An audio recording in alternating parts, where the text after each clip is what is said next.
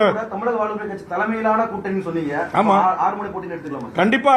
நாங்க தமிழக வாழ்வுரிமை கட்சி இந்த தேர்தலை நாங்க தான் சொல்லிட்டோமே, திமுக கூட்டணியிலிருந்து வெளியேறிட்டோம்.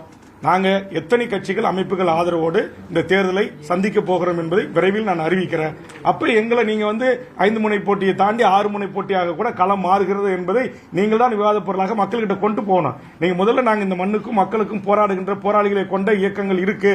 இவங்கெல்லாம் இங்க லஞ்சம், லாவணியம், ஊழல், மண்ணை திருடாம, மலையை வெட்டி கடத்தாம, தாது மணல் கொள்ளையில ஈடுபடாம, லாட்டரி விற்காம, கஞ்சா விற்காம, ஹபீன் விற்காம, இந்த மண்ணில் நேர்மையான அரசியலாளர்கள் எங்களை போன்றவர்கள் இருக்கிறாங்க என்பதை இந்த நாட்டில் இருக்கிற கடகோடி உழைக்கும் பாட்டாளி வர்க்கத்திற்கும் கடகோடி வாக்காளருக்கும் கொண்டு சேர்க்க வேண்டிய கடமையும் பொறுப்பும் எனது அருமை பத்திரிகை ஊடக நண்பர்களாகிய உங்களுக்கு இருக்கு.